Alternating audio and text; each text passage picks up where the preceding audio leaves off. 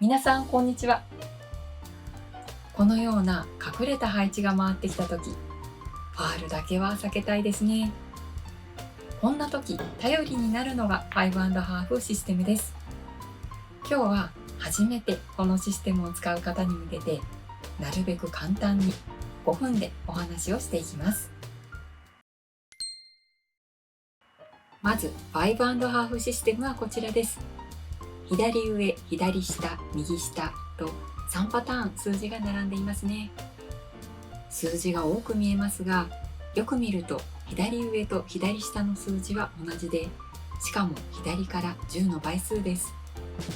右下の数字はポケットの位置が50で、左に行くたびに1ポイント5ずつ減っていきます。数は多くても全体的に覚えやすい数値ですね。この数字は右下が手玉の位置、左下が的玉の位置、左上が狙う位置を表しています。手玉がここにあった場合、手玉をついて1回、2回とクッションに当たり、3回目のクッションで的玉のある位置に向かわせたいとき、手玉を最初のクッションのどこに向かってついたらいいのか計算で出せるシステムなんです。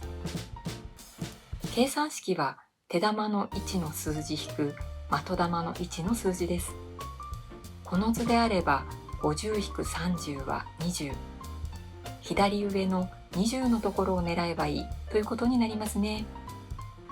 それでは実際の使い方を見ていきましょう。このような配置だとしますね。最初は大まかに手玉がだいたいこのように転がって的玉に当たるようなイメージを持ちます。これで見ると手玉の位置は40から50、的玉は20ぐらいでしょうか。それでは次に手玉の位置を45、的玉を20と当たりをつけます。狙うところは 45-20 で25となりますね。ここで大事なのは25のポイントのところを狙うということなんです。実は的玉の位置も手玉の位置もポイントの位置になります。ここではないことに注意が必要なんですね。さて、この仮の数字を図にするとこうなります。あれ、ちょっと外れそうですね。最後のラインをこちらにするためには、ワンクッション目、もう少し左側を狙った方が良さそうです。少し調整しましょう。調整すると全体の数字も少し変わります。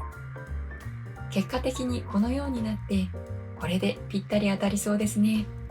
それでは実際についてみましょう。つくときは同点に注意しましょう。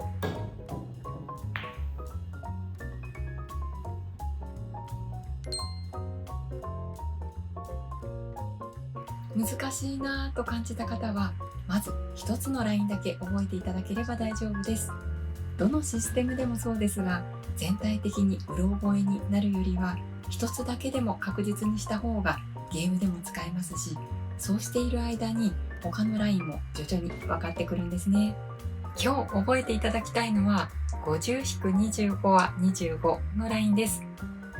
数字的に覚えやすいのもありますし、このラインはこのシステムの中でも精度がいいんですね。それから実は3つ目のクッションに当たった後、手玉がこちらのコーナーに向かっていくんです。場面によってはゲーム中でも使ってみる価値がありますし、単純に面白いですので、ぜひ楽しんでやってみてくださいね。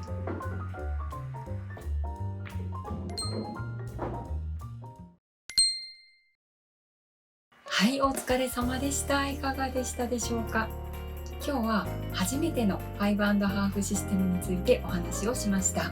ちなみに私は以前ビリヤードを始めたばかりの方の前でこのシステムを使って的玉に当てたことがあるんですね。その時にまるで魔法みたいって言ってもらったんです。ですが、このシステムを知っている方は全員使える魔法ですね。ぜひ今回の動画参考にしてみてくださいね。はい、それではまた次回の動画でお会いしましょう。バイバーイ。